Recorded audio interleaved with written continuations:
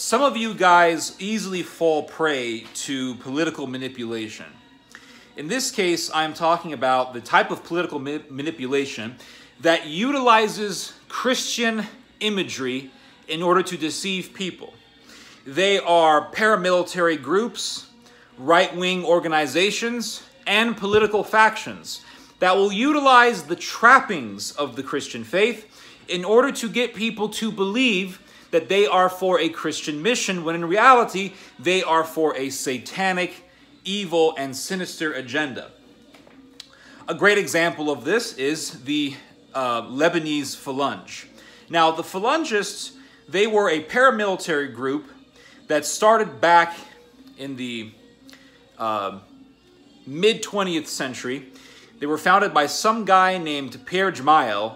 He was a Lebanese fascist who went to Germany. He went to Berlin in 1936.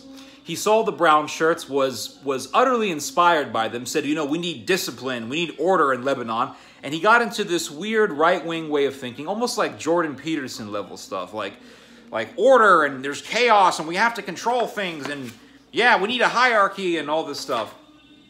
And here's the thing, there's nothing wrong with hierarchies if they are used for good purpose. There's nothing wrong with order if it's used for good purpose.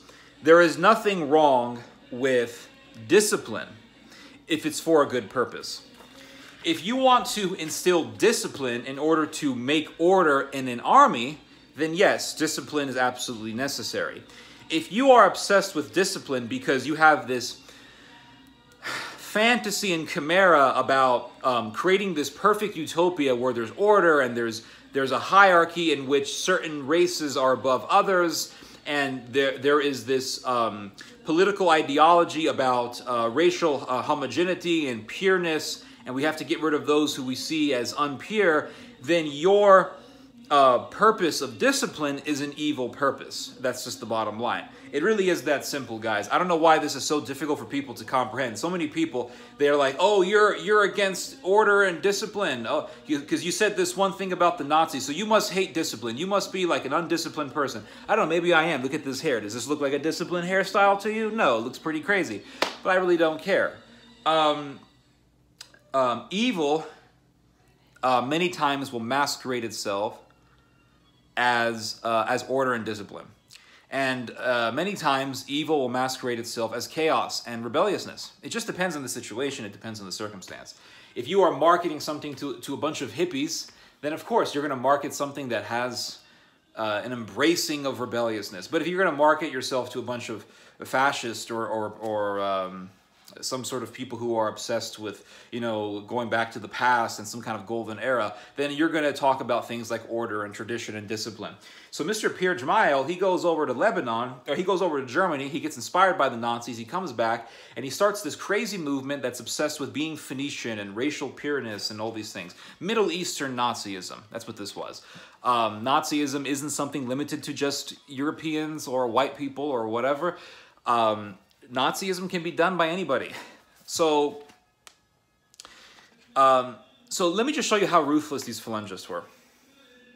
So there was a political rival by the name of Soliman Frangia.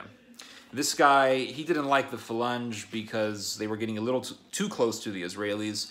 And so he didn't like that. He protested against that, and he became a political enemy for the Phalange. Now look what it says here. I'm reading out of a book. It's called Pity the Nation by Robert Fisk. This is a beautifully written book.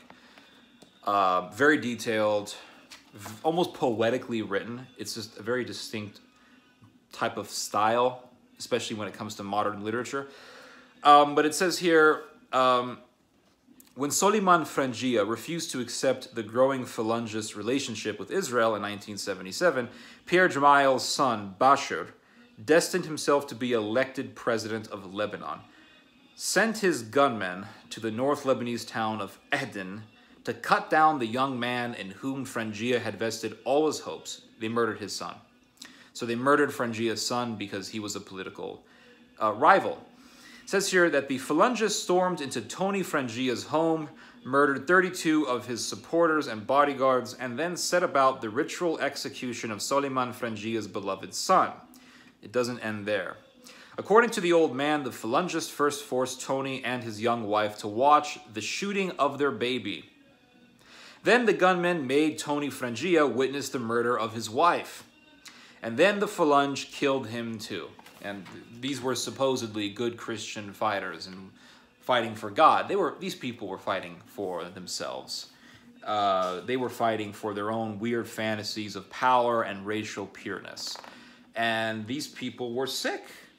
They would turn on fellow Lebanese people. They would kill fellow Lebanese people. These people were very, very sick and twisted people. But yet they had the trappings of Christianity.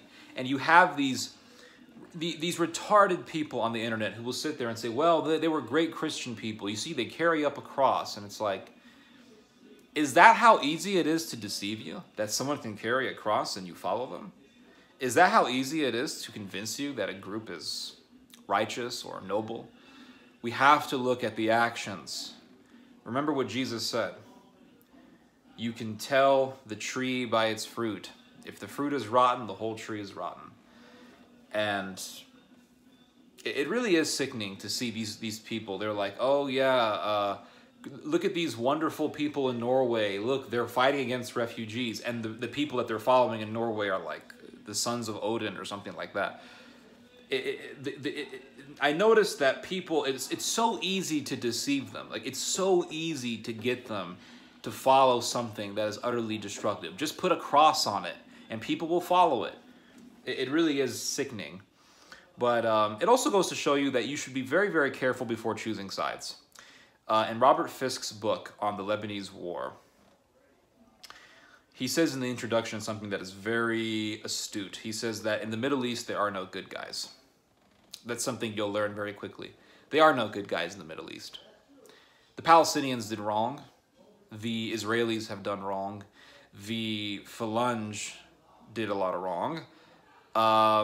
They've all done wrong. They are no good guys. That's why the best policy is the policy of order and the policy of keeping the peace. If something leads to peace, then follow that policy. And if that means maintaining the old order of Middle Eastern leadership, then that would be the best road to take. But this whole idea of like, well, these people are Christians, therefore they're automatically the good guys. That is something that is very credulous, and it's very gullible and idealistic, naive, and such ways of thinking lead to the support of destructive groups. So, yeah, that's one of my messages for you guys today. You guys just heard some theology. God bless.